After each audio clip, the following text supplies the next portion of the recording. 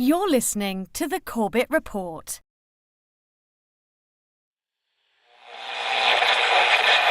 High oil prices helped ExxonMobil boost its profits to nearly $11 billion in the latest quarter. Shell is the latest oil company to report a big rise in profits, thanks to higher oil prices. The ability of speculators to profit is surely dwarfed by the ability of oil-producing nations to profit from a higher price of oil. Maybe the easiest way for these guys to make the money? Manipulate oil back above $50, even $60. Oil. From farm to pharmaceutical, diesel truck to dinner plate, pipeline to plastic product, it is impossible to think of an area of our modern-day lives that is not affected by the petrochemical industry. The story of oil is the story of the modern world. Parts of that story are well known. Rockefeller and Standard Oil, the internal combustion engine and the transformation of global transport, the House of Saud and the oil wars in the Middle East. Other parts are more obscure. The quest for oil in the outbreak of World War I, the petrochemical interests behind modern medicine, the big oil money behind the Green Revolution and the Gene Revolution. But that story, properly told, begins somewhere unexpected. Not in Pennsylvania with the first commercial drilling operation and the first oil boom, but in the rural backwoods of early 19th century New York State. And it doesn't start with crude oil or its derivatives, but a different product altogether. Snake oil. Dr. Bill Livingston, celebrated cancer specialist, was the very image of the traveling snake oil salesman. He was neither a doctor nor a cancer specialist. His real name was not even Livingston. More to the point, the rock oil tonic he pawned was a useless mixture of laxative and petroleum and had no effect whatsoever on the cancer of the poor townsfolk he conned into buying it.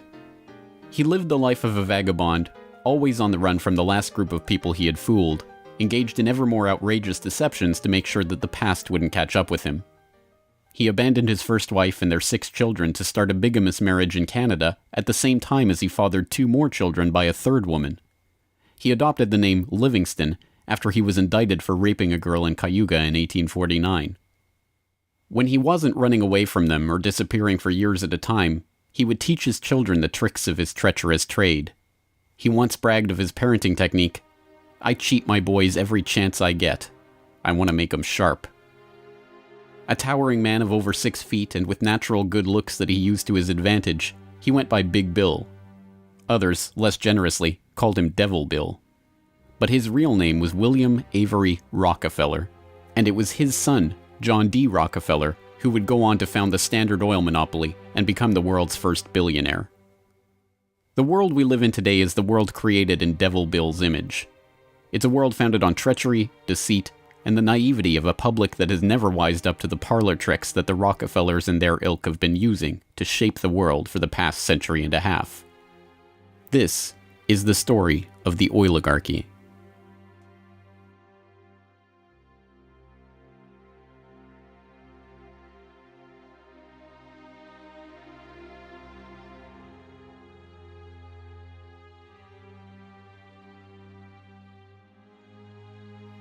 Titusville, 1857. A most unlikely man alights from a railway car into the midst of this sleepy western Pennsylvania town on the shores of Oil Creek. Colonel Edwin Drake. He's from the Pennsylvania Rock Oil Company, and he's here on a mission to collect oil.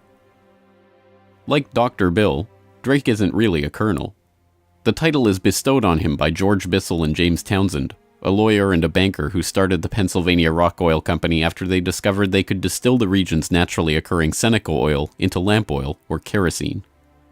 Drake is actually an unemployed railroad conductor who talked himself into a job after staying at the same hotel as Bissell the year before. Calling him a colonel, it is hoped, will help win the respect of the locals. The locals think he's crazy anyway.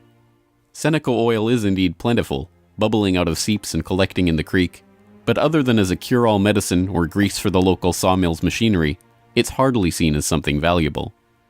In fact, it can be a downright nuisance, contaminating brine wells that supply Pittsburgh's booming salt industry. Still, Drake has a task to complete: finding a way to collect enough oil to make the distillation of Seneca oil into lamp oil profitable. He tries everything he can think of. The Native Americans had historically collected the oil by damming the creek near a seep and skimming the oil off the top. But Drake can only collect 6 to 10 gallons of oil a day this way, even when he opens up extra seeps. He tries digging a shaft, but the groundwater floods in too quickly. By the summer of 1859, he's desperate. Drake is running out of ideas, Bissell and Townsend are running out of patience, and, most importantly, the company is running out of funds. He turns to Uncle Billy Smith, a Pittsburgh blacksmith who had experience drilling brine wells with steam-powered equipment. They get to work drilling down through the shale bedrock to reach the oil.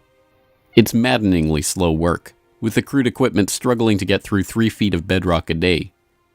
By August 27th, they've drilled down 69.5 feet. Drake has used the last of his funds, and Bissell and his partners have decided to close up the operation. On August 28th, they strike oil.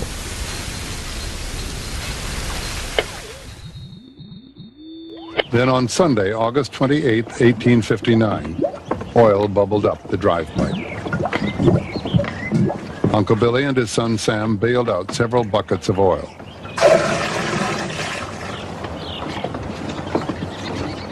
On Monday, the very day that Colonel Drake received his final payment and an order to close down the operation, they hitched the walking beam to a water pump, and the oil began to flow.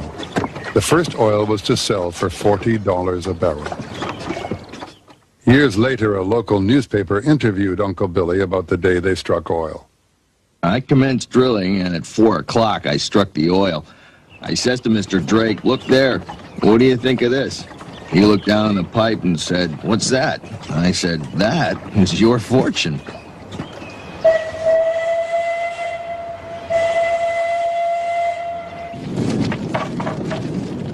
Drake's well proved that by drilling for it, oil could be found in abundance and produced cheaply. Overnight, a whole new industry was born.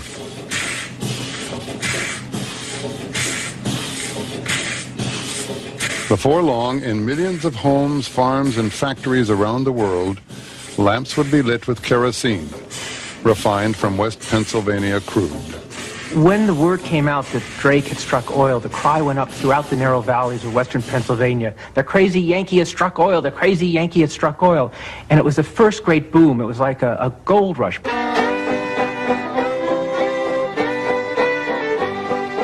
Down in Pennsylvania, there is plenty oil, they say. Petroleum, petroleum, we must all have some. Overnight, the quiet farming backwoods of rural Pennsylvania was transformed into a bustling oil region, with prospectors leasing up flats, towns springing up from nowhere, and a forest of percussion rigs covering the land. The first oil boom had arrived. Already poised to make the most of this boom was a young up-and-coming bookkeeper in Cleveland with a head for numbers, John Davison Rockefeller. He had 2 ambitions in life, to make $100,000 and to live to be 100 years old.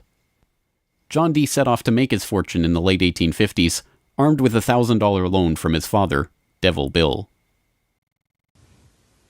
Grandfather never finished high school and went to Cleveland, having borrowed $1,000 from his father to start business, paid 9% interest on it, incidentally.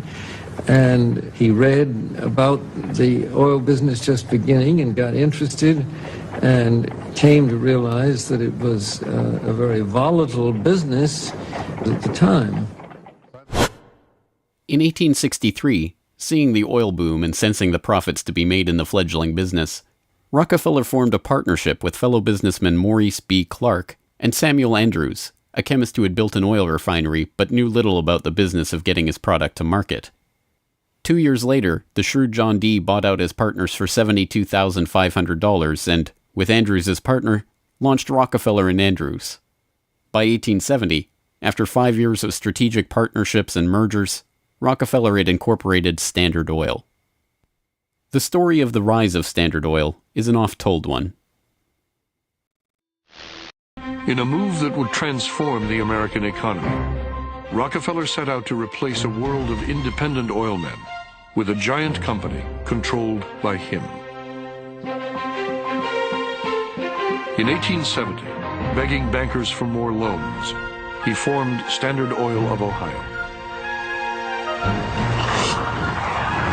The next year, he quietly put what he called Our Plan, his campaign to dominate the volatile oil industry, into devastating effect. Rockefeller knew that the refiner with the lowest transportation cost could bring rivals to their knees. He entered into a secret alliance with the railroads called the South Improvement Company. In exchange for large, regular shipments, Rockefeller and his allies secured transport rates far lower than those of their bewildered competitors. By 1879, when Rockefeller is 40, he controls 90% of the oil refining in the world.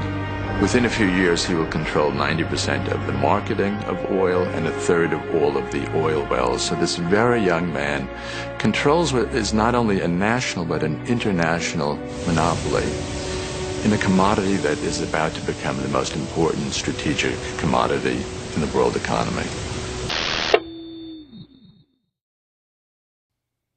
By the 1880s, the American oil industry was the Standard Oil Company, and Standard Oil was John D. Rockefeller.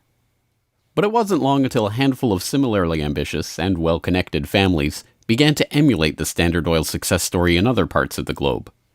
One such competitor emerged from the Caucasus in the 1870s, where Imperial Russia had opened up the vast Caspian Sea oil deposits to private development. Two families quickly combined forces to take advantage of the opportunity. The Nobels, led by Ludwig Nobel and including his dynamite-inventing, prize-creating brother Alfred, and the French branch of the infamous Rothschild banking dynasty, led by Alphonse Rothschild. In 1891, the Rothschilds contracted with M. Samuel & Co., a Far East shipping company headquartered in London and run by Marcus Samuel, to do what had never been done before: ship their Nobel-supplied Caspian oil through the Suez Canal to East Asian markets. The project was immense. It involved not only sophisticated engineering to construct the first oil tankers to be approved by the Suez Canal Company, but the strictest secrecy. If word of the endeavor was to get back to Rockefeller through his international intelligence network, it would risk bringing the wrath of Standard Oil, which could afford to cut rates and squeeze them out of the market. In the end, they succeeded, and the first bulk tanker, the Murex, sailed through the Suez Canal in 1892 en route to Thailand. In 1897, M. Samuel & Co. became the Shell Transport and Trading Company. Realizing that reliance on the Rothschild Nobel Caspian oil left the company vulnerable to supply shocks, Shell began to look to the Far East for other sources of oil. In Borneo, they ran up against Royal Dutch Petroleum, established in The Hague in 1890 with the support of King William III of the Netherlands, to develop oil deposits in the Dutch East Indies. The two companies, fearing competition from Standard Oil, merged in 1903 into the Asiatic Petroleum Company, jointly owned with the French Rothschilds, and in 1907 became Royal Dutch Shell. Another global competitor to the Standard Oil throne emerged in Iran at the turn of the 20th century. In 1901, millionaire socialite William Knox D'Arcy negotiated an incredible concession with the King of Persia: exclusive rights to prospect for oil throughout most of the country for 60 years. After 7 years of fruitless search, D'Arcy and his Glasgow-based partner, Burma Oil, were ready to abandon the country altogether.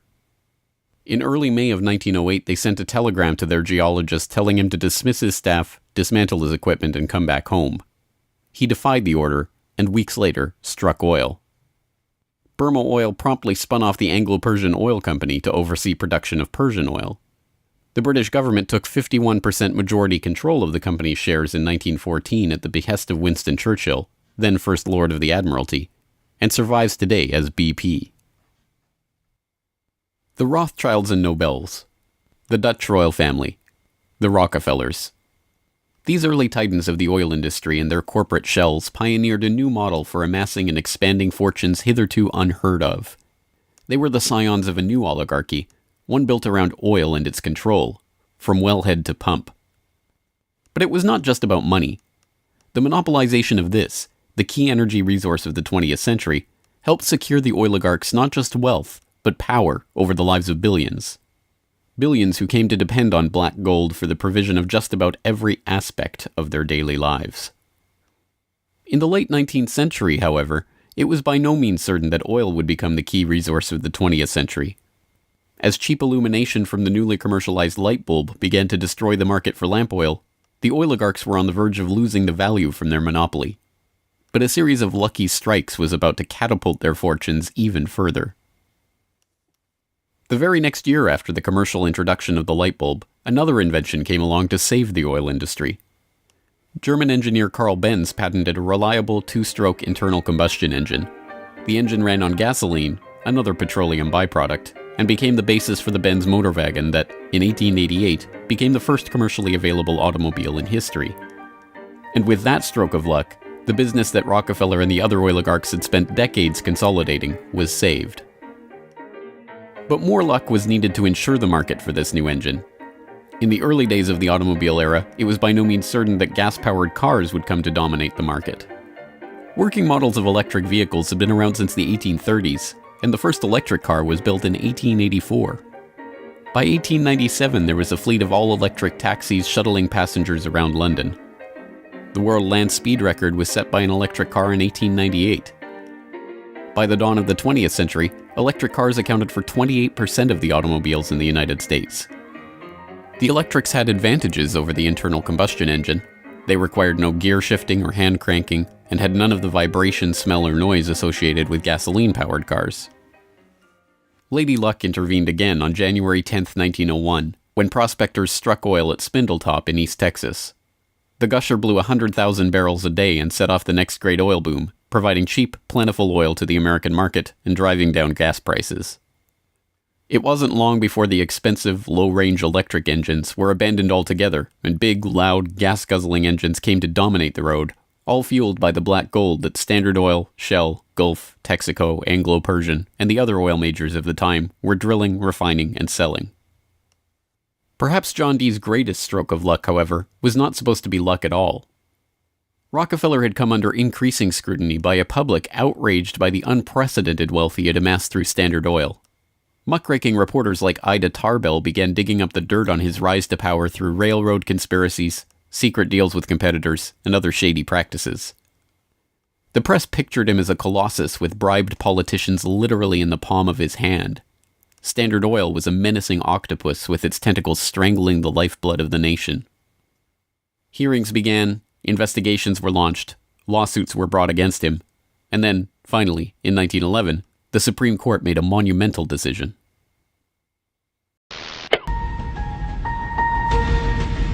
On May 15, 1911, the Supreme Court of the United States declared that Standard Oil was a monopoly in restraint of trade and should be dissolved. Rockefeller heard of the decision while golfing at Kankakee with a priest from the local Catholic Church, Father J.P. Lennon. And Rockefeller reacted with amazing aplomb. He turned to the Catholic priest and said, "Father Lennon, have you some money?" And the priest was very startled by the question and said, "No." And then he said, "Why?" And Rockefeller replied, "Buy Standard Oil." As Rockefeller foresaw, the individual Standard Oil companies were worth more than the single corporation. In the next few years, their shares doubled and tripled in value. By the time the reign of cash was over, Rockefeller had the greatest personal fortune in history, nearly 2% of the American economy. And it was really losing the antitrust case that converted John D. Rockefeller into history's first billionaire. So that Standard Oil was punished in the federal antitrust case, but John D. Rockefeller Sr. most assuredly was not. To the amazement of the world, Rockefeller's punishment had in fact been his reward. Rather than being taken down a peg, the splitting up of the Standard Oil monopoly had launched him as the world's only acknowledged billionaire at a time when the average annual income in America was $520. Rockefeller's story was perfectly mirrored by the story of Colonel Edwin Drake. Having struck oil in Titusville and given rise to a billion-dollar global industry, Drake had not had the foresight to patent his drilling technique or even to buy up the land around his own well. He ended up in poverty, relying on an annuity from the state of Pennsylvania to scrape together a living, and dying in 1880. For the oligarchy, the lesson of the rise of Rockefeller was obvious. The more ruthlessly that monopoly was pursued, the tighter that control was grasped, The greater the lust for power and money, the greater the reward would be in the end. From now on, no invention would derail the oil majors from their quest for total control. No competition would be tolerated. No threat to the oligarchs would be allowed to rise.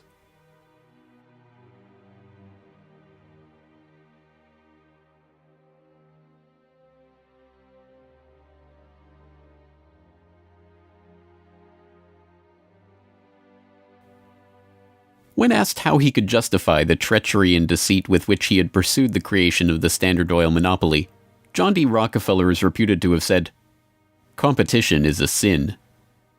This is the mentality of the monopolist, and it is this justification, framed as religious conviction, that drove the oligarchs to so ruthlessly eliminate anyone who would dare rise up as a pretender to their throne. Ironically, it was the competition between the oligarchs in the early 20th century that helped give rise to an early external threat to their empire: alcohol fuel. As historian Lyle Cummins has noted of the period, the oil trust battles between Rockefeller, the Rothschilds, the Nobels, and Marcus Samuel's Shell kept prices in a state of flux, and engines often had to be adaptable to the fuel that was available. In many areas where oil wasn't available, the alternative was alcohol. Ethyl alcohol had been used as fuel for lamps and engines since the early 19th century.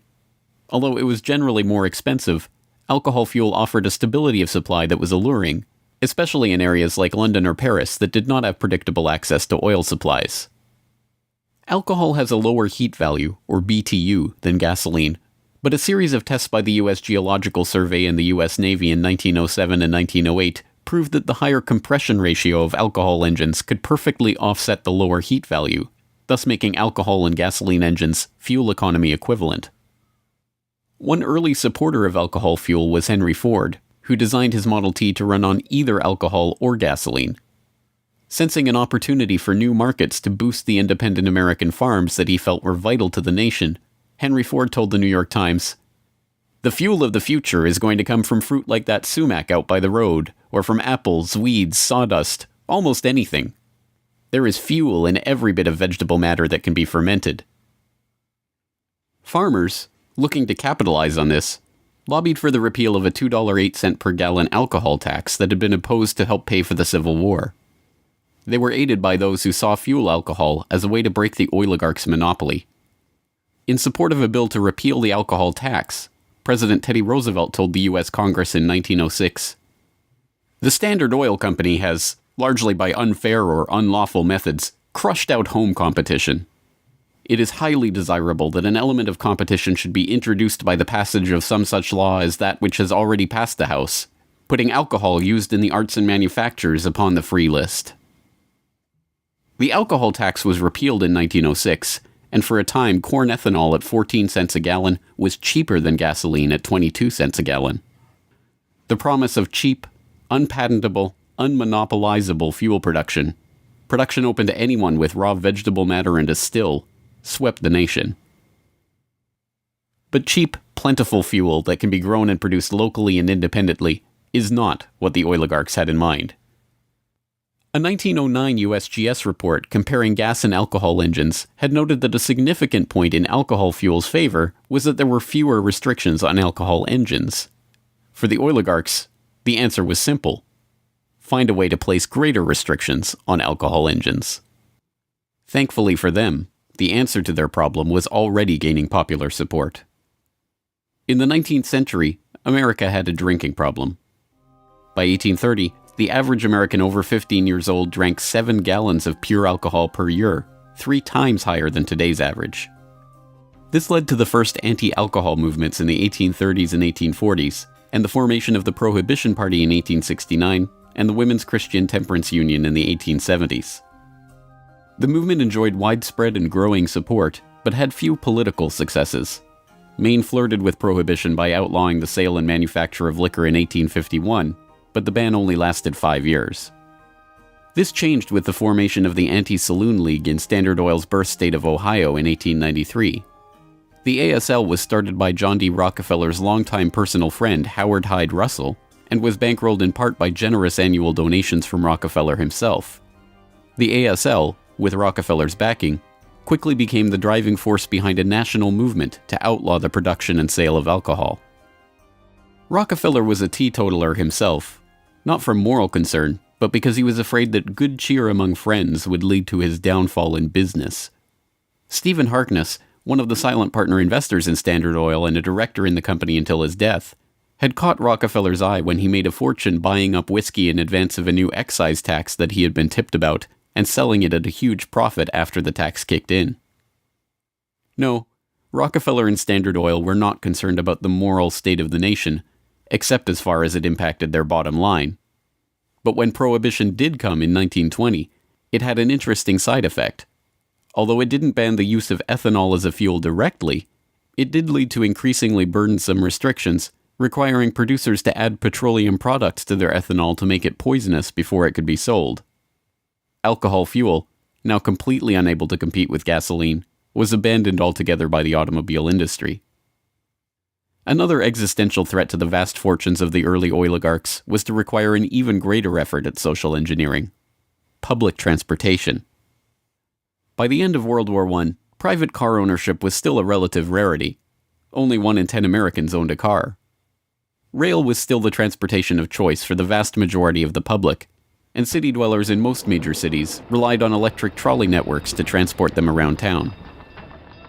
In 1936, General Motors formed a front company, National City Lines, along with Firestone Tire and Standard Oil of California, to implement a process of bustitution, scrapping streetcars and tearing up railways to replace them with GM's own buses running on Standard Oil-supplied diesel. The plan was remarkably successful. As historian and researcher F. William Engdahl notes in Myths, Lies, and Oil Wars, by the end of the 1940s, GM had bought and scrapped over 100 municipal electric transit systems in 45 cities and put gas-burning GM buses on the streets in their place. By 1955, almost 90% of the electric streetcar lines in the United States had been ripped out or otherwise eliminated. The cartel had been careful to hide their involvement in National City Lines, but it was revealed to the public in 1946 by an enterprising retired naval lieutenant commander, Edwin J. Quimby. He wrote a manifesto exposing what he called a careful, deliberately planned campaign to swindle you out of your most important and valuable public utilities, your electric railway system. He uncovered the oligarchs' stock ownership of National City Lines and its subsidiaries, and detailed how they had step-by-step bought up and destroyed the public transportation lines in Baltimore, Los Angeles, St. Louis, and other major urban centers. Quimby's warning caught the attention of federal prosecutors, and in 1947, National City Lines was indicted for conspiring to form a transportation monopoly and conspiring to monopolize sales of buses and supplies. In 1949, GM, Firestone, Standard Oil of California, and their officers and corporate associates were convicted on the second count of conspiracy. The punishment for buying up and dismantling America's public transportation infrastructure? A $5,000 fine.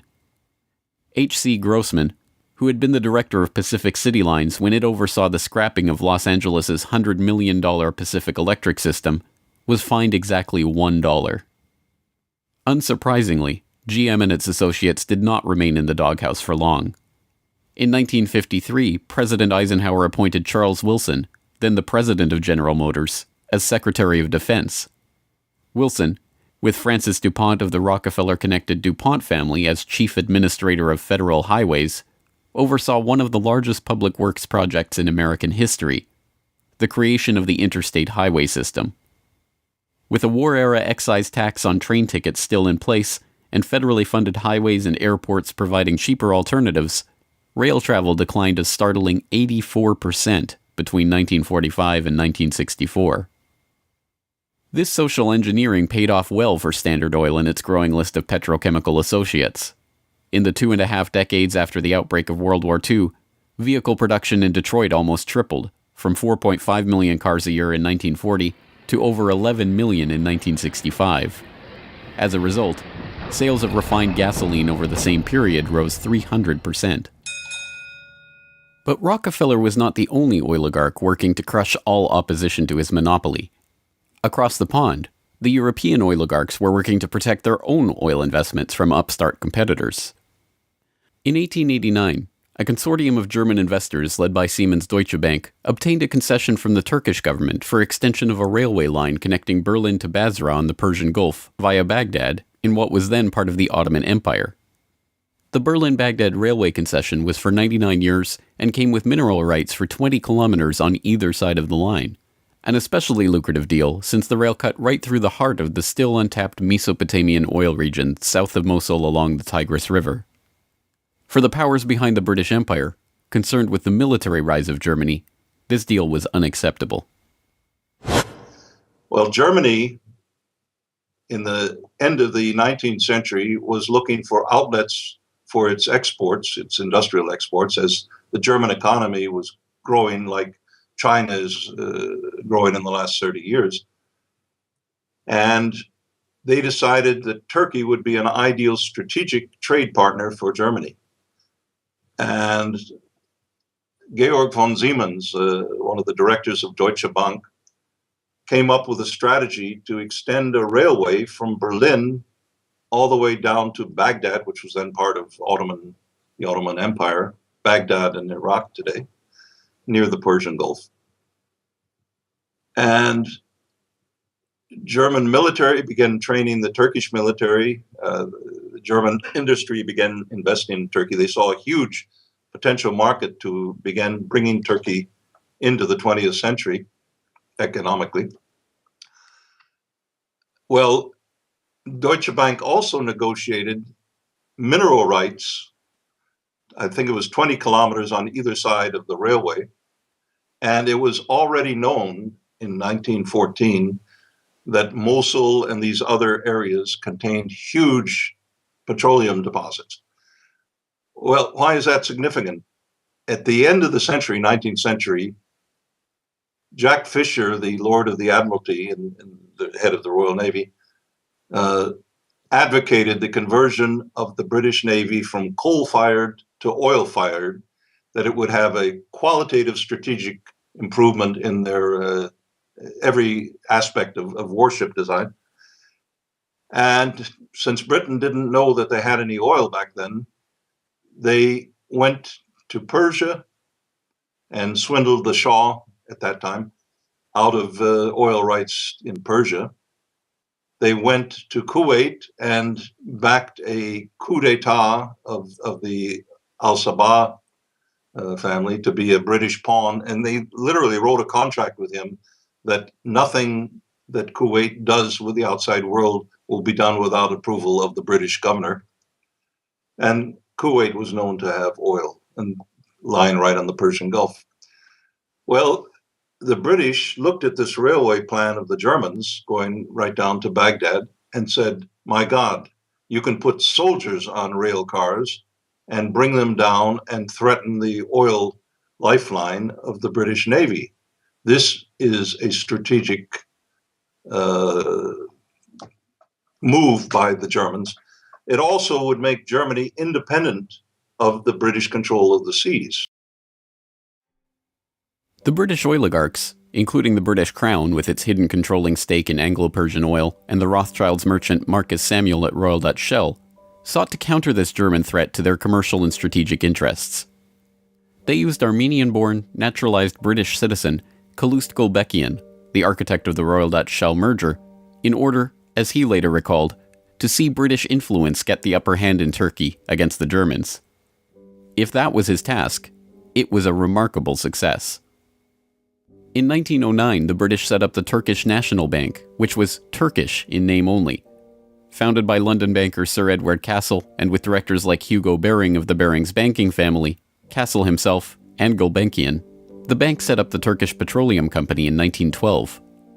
Formed explicitly to exploit the petroleum-rich oil fields of Iraq, then part of the Ottoman Empire, Gulbenkian brokered a deal that forced Deutsche Bank, with its 40-kilometer concessions along the oil-rich Baghdad railway line, into a junior partnership in the company. The stock was split so the British government's Anglo-Persian Oil Company owned half the shares, with Royal Dutch Shell and Deutsche Bank splitting the other half. Their plan to take over Germany's Turkish oil interests had been successful, but in an amazing irony, it didn't even matter. Gulbenkian finished negotiations for the Iraqi oil concession on June 28, 1914, the same day Archduke Ferdinand was shot in Sarajevo. An alliance the British had been brokering for years to constrain the rising German threat, an alliance involving France and Russia, kicked into motion, and the world was engulfed in war. By the end of World War I, the British and their allies had taken over Iraq and its oil deposits anyway. Germany had been completely cut out, and Gulbenkian, their scheming servant, received 5% of all oil field proceeds in the newly minted country. As the century wore on, the oil industry grew beyond the control of the handful of families that had dominated it since its inception. Oil deposits were located around the globe, and the resources of entire nation-states were marshaled to control them. Now, threats to the oligarchs and their interests required multilateral, multinational responses, and the consequences of those deals were felt worldwide. The story of the oil shock of 1973, as it has been delivered to us by the history books, is well known. By the late 1960s, the nation relied on imported oil to keep the economy strong. Then, in the early 1970s, oil-dependent America's nightmares came true. 13 oil-producing countries in the Middle East and South America formed OPEC, the Organization of Petroleum Exporting Countries. In 1973, OPEC placed an oil embargo on the U.S. and other nations that had supported Israel against the Arab states in the Yom Kippur War. The American economy went into a tailspin as gas shortages gripped the nation. Few, however, know that the crisis and its ensuing response was in fact prepared months ahead of time at a secret meeting in Sweden in 1973. The meeting was the annual gathering of the Bilderberg Group, a secretive cabal formed by Prince Bernhard of the Netherlands in 1954. The Dutch royal family not only gave its royal imprint to Royal Dutch Petroleum, they are still rumored to be, along with the Rothschilds, one of the largest shareholders in Royal Dutch Shell, from the days when Queen Wilhelmina's Anglo-Dutch petroleum holdings and other investments made her the world's first female billionaire, right through to today. Bernhard's guest list at the Bilderberg Group reflected his position in the Oil-igarchy. Alongside him at the Swedish conference were David Rockefeller of the Standard Oil dynasty and his protege Henry Kissinger, Baron Edmund de Rothschild, E.G. Collado, the vice president of Exxon, Sir Dennis Greenhill, director of British Petroleum, and Gerrit A. Wagner, president of Bernhard's own Royal Dutch Shell. At the meeting in Sweden, held 5 months before the oil crisis began, the oligarchs and their political and business allies were planning their response to a monetary crisis that threatened the world dominance of the US dollar. Under the Bretton Woods system, negotiated in the final days of World War II, the US dollar would be the backbone of the world monetary system, convertible to gold at $35 per ounce, with all other currencies pegged to it. Increasing US expenditures in Vietnam and decreasing exports caused Germany, France, and other nations to start demanding gold for their dollars. With the Federal Reserve's official gold holdings plunging and unable to stem the tide of demand, Nixon abandoned Bretton Woods in August 1971, threatening the dollar's position as the world reserve currency. Accordingly, I have directed the Secretary of the Treasury to take the action necessary to defend the dollar against the speculators. I have directed Secretary Connally to suspend temporarily the convertibility of the dollar into gold or other reserve assets, except in amounts and conditions determined to be in the interest of monetary stability and in the best interest of the United States. As leaked documents from the 1973 Bilderberg meeting show, the oligarchs decided to use their control over the flow of oil to save the American hegemon. Acknowledging that OPEC could completely disorganize and undermine the world monetary system, the Bilderberg attendees prepared for an energy crisis or an increase in energy costs, which, they predicted, could mean an oil price between $10 and $12, a staggering 400% increase from the current price of $3.01 per barrel. 5 months later, Bilderberg attendee and Rockefeller protege Henry Kissinger, acting as Nixon's Secretary of State, engineered the Yom Kippur War and provoked OPEC's response, an oil embargo of the US and other nations that had supported Israel. On October 16, 1973, OPEC raised oil prices by 70%. At their December meeting, the Shah of Iran demanded and received a further raise to $11.65 a barrel, or 400% of oil's pre-crisis price. When asked by Saudi King Faisal's personal emissary why he had demanded such a bold price increase, he replied, "Tell your king, if he wants the answer to this question, he should go to Washington and ask Henry Kissinger." In the second move of the operation, Kissinger helped negotiate a deal with Saudi Arabia. In exchange for U.S. arms and military protection, the Saudis would price all their future oil sales in dollars and recycle those dollars through treasury purchases via Wall Street banks. The deal was a bonanza for the oligarchs. Not only did they get to pass the price increases on to the consumers, but they benefited from the huge flows of money into their own banks. The Shah of Iran parked the National Iranian Oil Company's revenues in Rockefeller's own Chase Bank, revenues that reached $14 billion per year in the wake of the oil crisis. With the creation of this new system, the petrodollar, the oligarchs had reached unprecedented levels of control over the economy. Not only that, they had backed the world monetary system with their commodity, oil, and brought potential competition from upstart producer nations under their control all in one step. But for the insatiable appetites of these monopolist titans, mere control over the world's monetary system was not enough.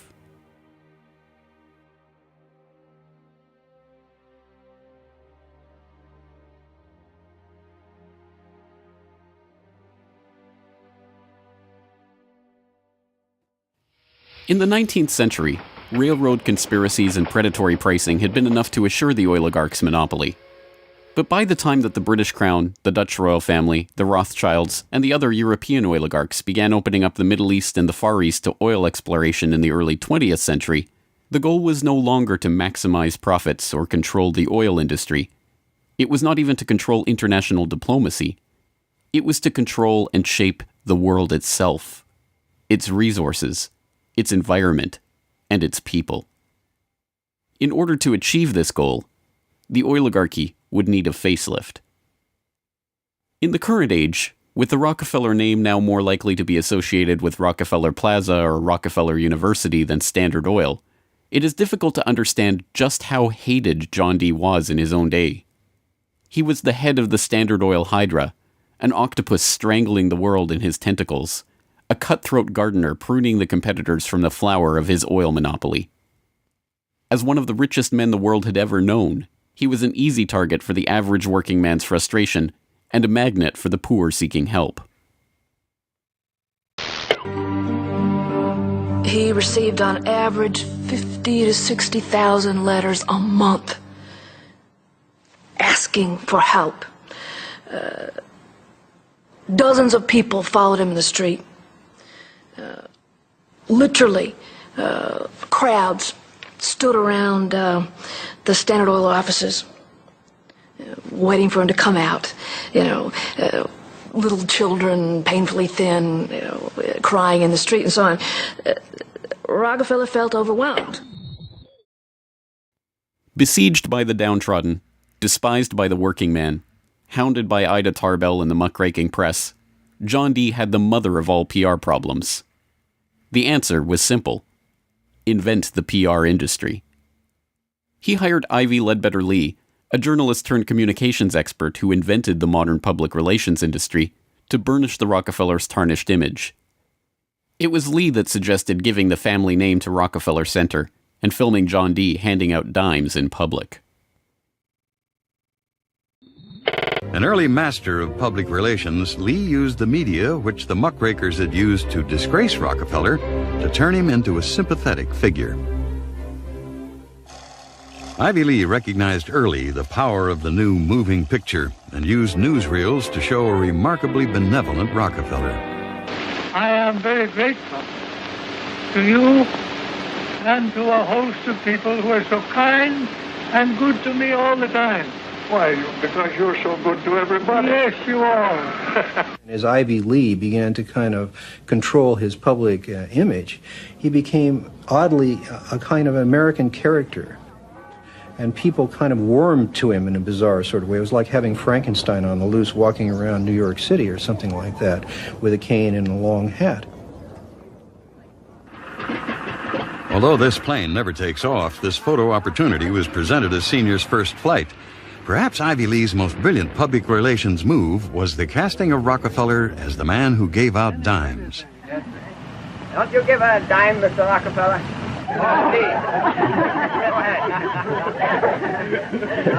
You read a dime? Thank you, sir.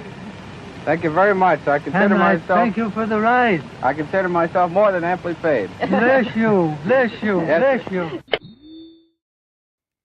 These PR stunts seem obvious and ham-handed by today's standards, but they were effective enough. To this day, people leave dimes on the stone marker at the base of the 70-foot Egyptian obelisk that towers over John Dee's final resting place in Cleveland's Lakeview Cemetery. But it was not stage-managed photo opportunities like these that transformed Rockefeller into a public hero. In order to win the public over, he was going to have to give them what they wanted.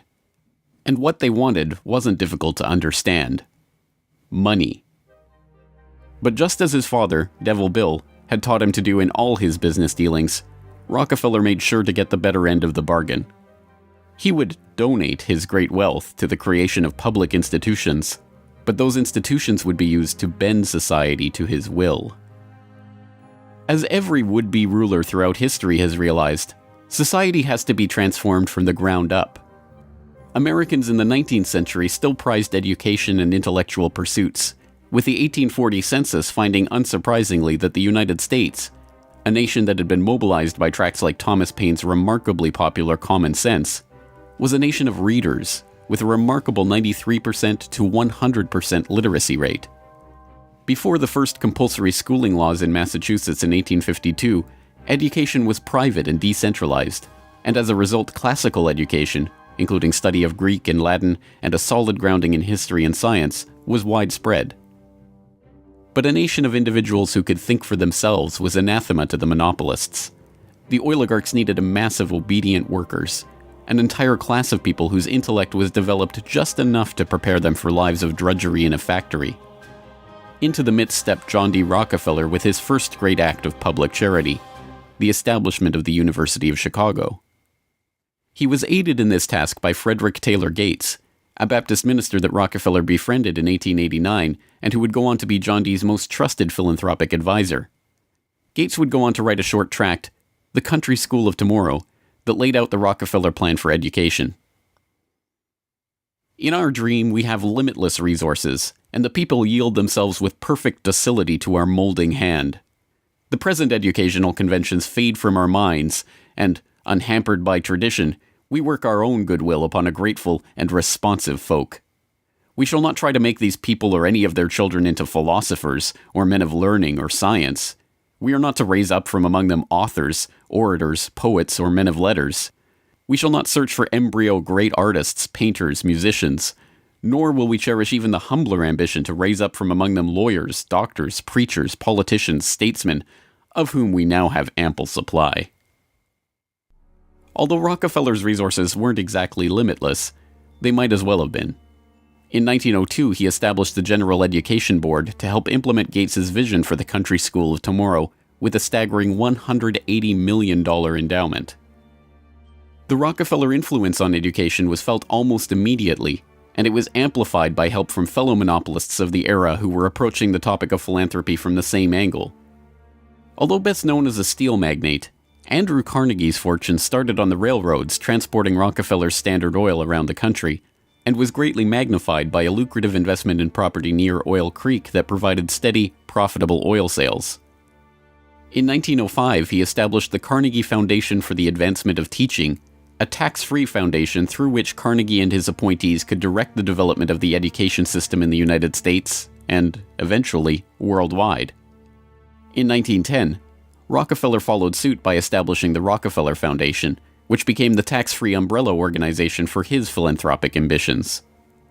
As the Reese Committee, a congressional investigation into the activities of these tax-free foundations in the 1950s, discovered, it wasn't long before Carnegie's endowment approached Rockefeller's foundation with a proposal to cooperate on their shared desire to transform the American education system in their own image. Norman Dodd, the director of research for the congressional committee who was granted access to the Carnegie Endowment's board minutes, explains. So they approach the Rockefeller Foundation with the suggestion that that portion of education which could be considered domestic be handled by the Rockefeller Foundation, and that portion which is international should be handled by the endowment. And they then decide that the key to the success of these two operations lay in an alteration in the teaching of American history.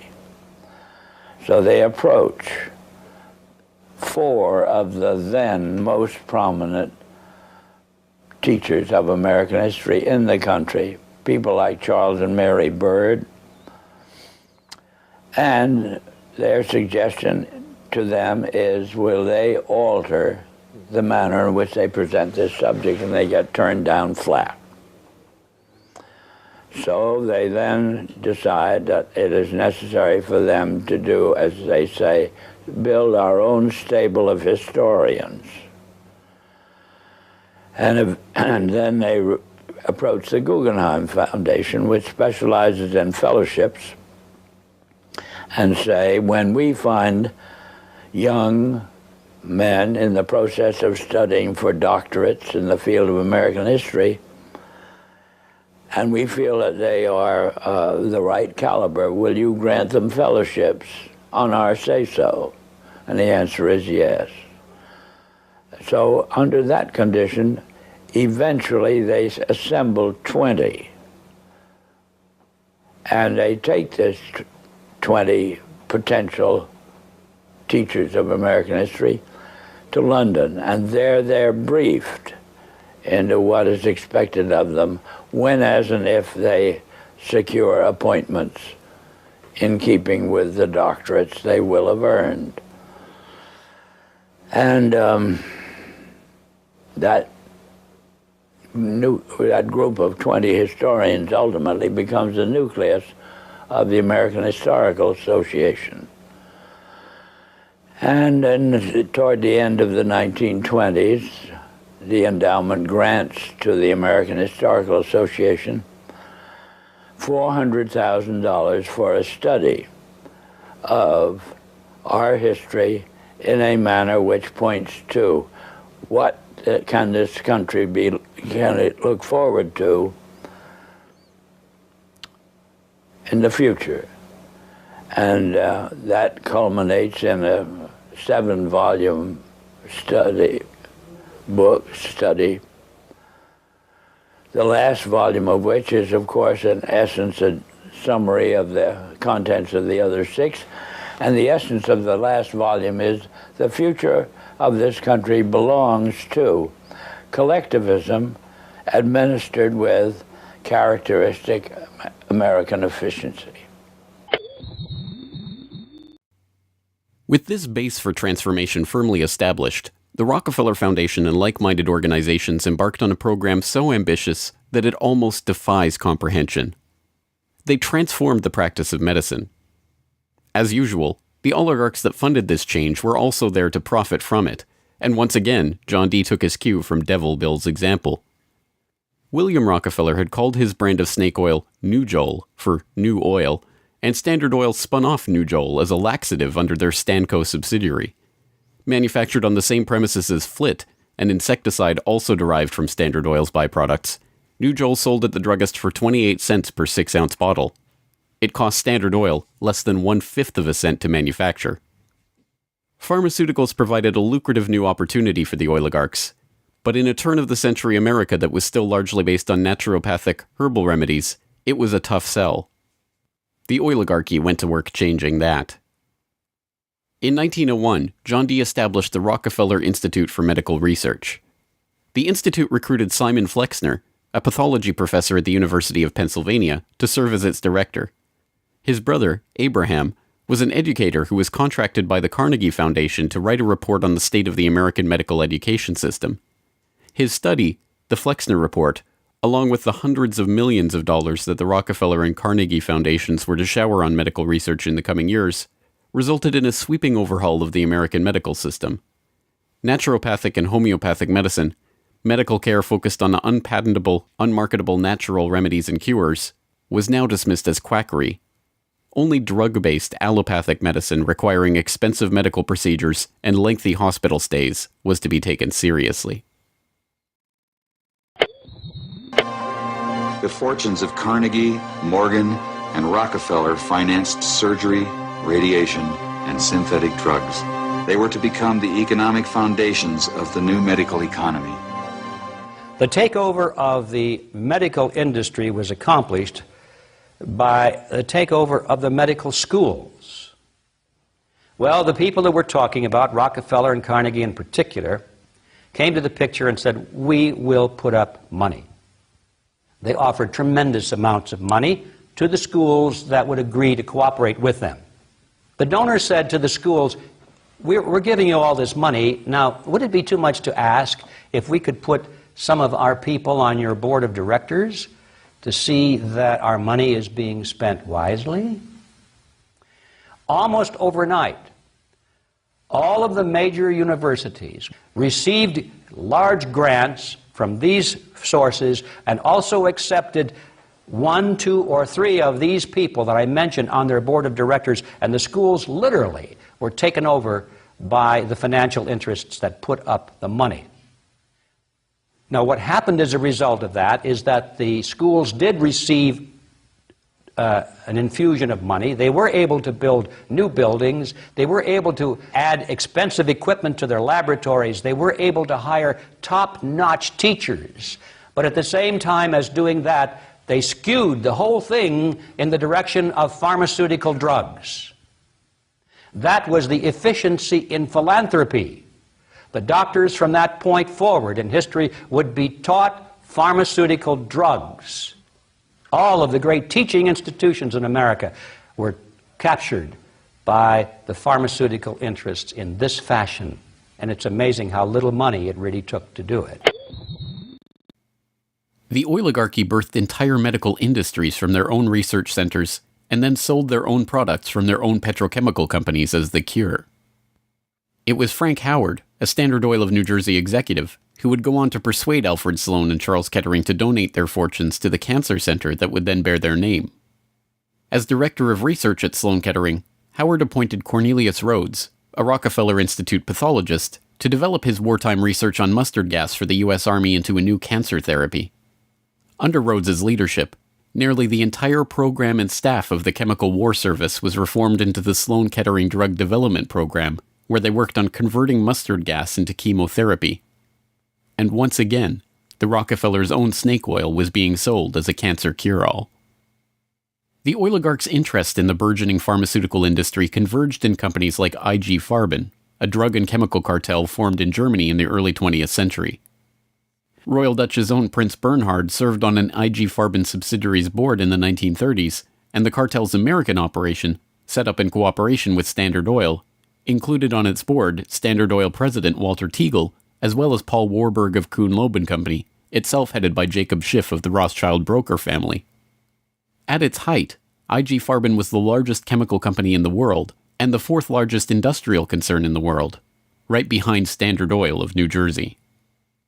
The company was broken up after World War II, but like Standard Oil, its various pieces remained intact, and today BASF, one of its chemical offshoots, remains the largest chemical company in the world, while Bayer and Sanofi, 2 of its pharmaceutical offshoots, are among the largest pharmaceutical companies in the world.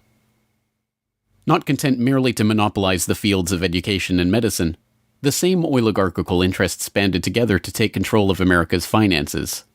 In 1910, John D. Rockefeller Jr.'s own father-in-law, Senator Nelson Aldrich, Frank Vanderlip of the National City Bank, and Paul Warburg, as well as various agents of J.P. Morgan, met in complete secrecy on Jekyll Island to hammer out the details of what would go on to become the Federal Reserve, America's central bank. The Fed, established in 1913, would be run by hand-picked appointees of the oligarchy and their banking associates, including, perhaps inevitably, Standard Oil president and American IG director Walter Teagle. The Rockefeller family would go on to formally enter the banking field in the 1950s when James Stillman Rockefeller, the grandson of John D's brother, was appointed director of National City Bank. Meanwhile, John D's own grandson, David Rockefeller, would go on to take over Chase Manhattan Bank, the longtime banking partner of the Standard Oil empire. In this move, the Rockefeller story perfectly mirrored that of their fellow oligarchs, the Rothschilds. Whereas the Rothschilds had supplemented their banking fortune with their oil interests, the Rockefellers supplemented their oil fortune with banking interests. Springboarding from success to success as they consolidated monopolies across every field of human activity, the oligarchs' ambitions became even larger.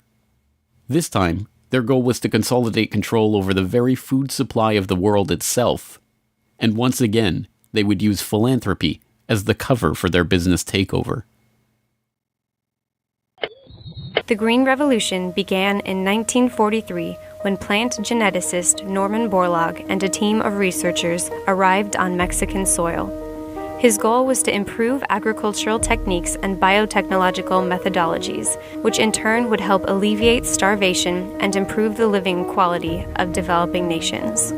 Creating new genetically modified strains of wheat, rice, maize, and other crops, Borlaug planned to win the battle against world hunger. The hope was that these new crops and farming techniques would rescue third world countries from the brink of starvation. That's exactly what happened. The agricultural innovations brought to the poverty-stricken countries gave the farmers the skills and resources necessary to sustain themselves. This triggered a chain of events that would allow these once struggling nations to survive. Agricultural exports soared in quantity and diversity and allowed the countries to become self-sufficient. As the genetically modified crops thrived, farmers were able to use their increased income to purchase newer and superior farming machinery. This increase in revenue made farming easier, more reliable, and more efficient. The Green Revolution led to the modernization of agriculture and has had a profound social, economic, and political impact on the world. The Mexican government turned to the Rockefeller Foundation in their endeavor to nourish Mexico through agriculture. Norman Borlaug, needless to say, was a researcher for the Rockefeller Foundation, and the Green Revolution, for whatever increase in yields it brought about, also created markets for the oligarchs' own interest in the petrochemical fertilizer industry and gave rise to the ABCD seed cartel of Archer Daniels Midland, Bunge, Cargill, and Louis Dreyfus. These companies, along with their associated interests in the food packaging and processing industry, formed the core of American agribusiness, a concept developed at Harvard Business School in the 1950s with the help of research conducted by Vasily Leontief for the Rockefeller Foundation. The American agribusiness giants shared a common goal: the transformation of third world agriculture into a captive market for their goods. From this perspective, the project was a runaway success. By the 1970s, the Rockefeller Standard Oil network and its cronies in the nitrogen fertilizer industry, including DuPont, Dow Chemical, and Hercules Powder, had broken into markets around the world, markets conveniently forced open for them by the U.S. government itself under President Johnson's Food for Peace program, which mandated the use of petrochemical-dependent agricultural technologies by aid recipients. Unable to afford these new technologies themselves, the impoverished Third World beneficiaries of this revolution relied on loans from the International Monetary Fund and the World Bank, handled by Rockefeller's own Chase Manhattan Bank and guaranteed by the U.S. government.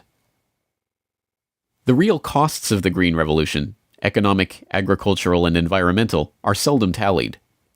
Access to these debt-financed petrochemical-dependent technologies exacerbated the difference between the rich landowning class and the landless peasants in countries like India, where land reform and abolition of usury were dropped from the political agenda after the Green Revolution took over. Even then, the revolution's main success, its increase in agricultural yields, has been oversold. Yield growth across India actually slowed after the introduction of agribusiness. The environmental destruction is even more devastating. An overview in the December 2000 edition of Current Science notes, the Green Revolution has not only increased productivity, but it has also produced several negative ecological consequences, such as depletion of lands, decline in soil fertility, soil salinization, soil erosion, deterioration of environment, health hazards, poor sustainability of agricultural lands, and degradation of biodiversity.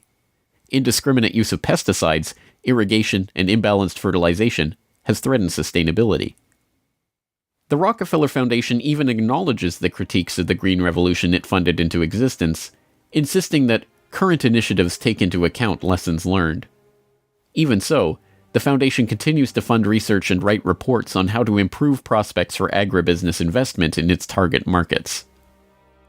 As egregious as the Green Revolution was and continues to be, however, in many ways it was just the prelude to an even more ambitious project, the Gene Revolution. Now the project is not merely to monopolize the technologies, supplies, and chemical inputs for agriculture worldwide, but to monopolize the food supply itself through the replacement of the world's natural seeds with patentable, genetically modified crops. The players involved in this Gene Revolution are almost identical to the players in the Green Revolution, with IG Farben offshoots, Bayer Crop Science and BASF Plant Science, mingling with traditional oligarch associate companies like Dow AgroScience, DuPont Biotechnology, and, of course, Monsanto, all funded by the Rockefeller Foundation and fellow philanthropists at the Ford Foundation, the Bill and Melinda Gates Foundation, and like-minded organizations. The convergence of corporate, philanthropic, governmental, and intergovernmental interests in promoting GM crops around the world can be seen in the bewildering array of research institutes, industry associations, and consultative groups devoted to the case. The Rockefeller-funded International Rice Research Institute, the Rockefeller-Monsanto USAID brainchild International Service for the Acquisition of Agribiotech Applications, the Rockefeller-Ford World Bank-created Consultative Group of International Agricultural Research, and dozens of other bland, benign-sounding organizations research and promote GM crops in target markets around the globe, with the profits ending up in the oligarchs' coffers. A representative example of this story is the agribusiness neocolonization of Argentina, where Monsanto ran an elaborate bait-and-switch to get the country hooked on its genetically modified Roundup-ready soybeans before demanding royalties on the crops that were by then already growing. DuPont then took over, magnanimously beginning a Protein for Life program to foist their own GM soybeans on the country's poor. The same scene has played itself out in country after country, where cartel-developed GM crops are foisted on emerging economies through food aid, usually during times of famine when those countries are especially vulnerable. Only a handful of countries like Zambia or Angola have outright rejected this GMO takeover of their food supply, generously subsidized by the US government to the benefit of the agribusiness cartel.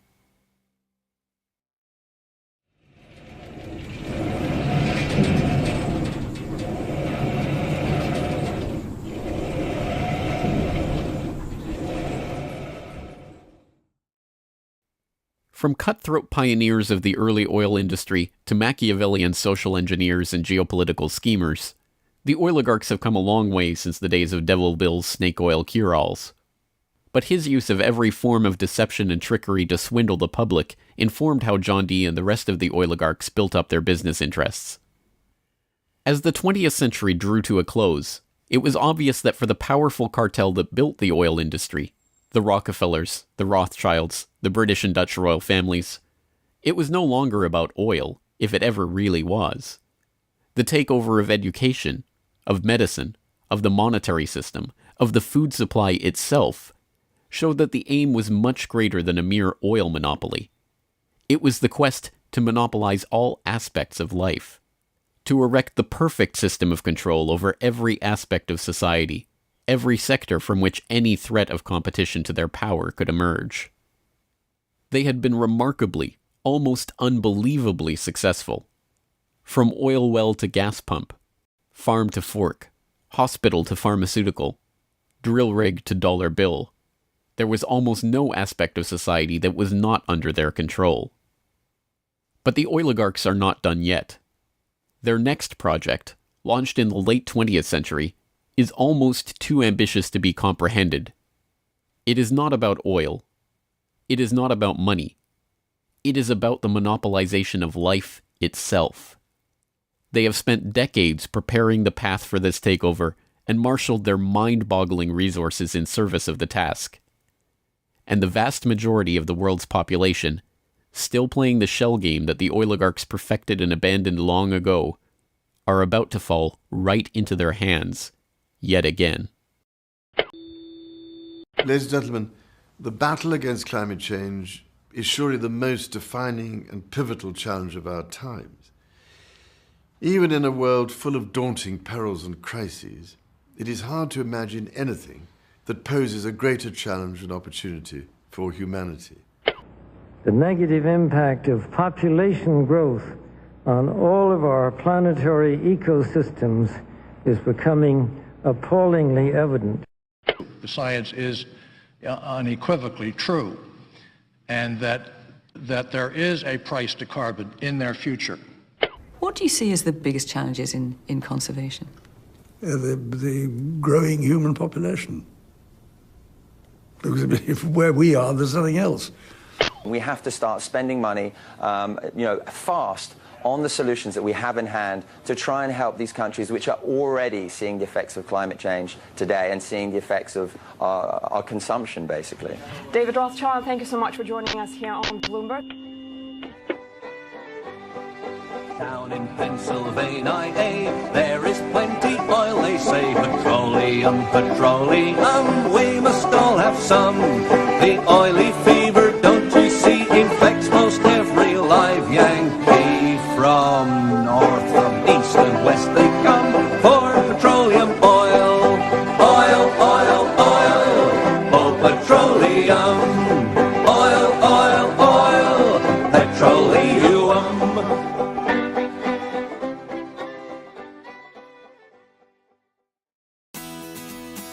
The Corbett Report is brought to you by the Corbett Report subscriber, a weekly newsletter featuring James Corbett's International Forecaster editorial, recommended reading and viewing, discounts on Corbett Report DVDs, and once a month, a subscriber-only video. Sign up today to start receiving your copy at corbettreport.com/support.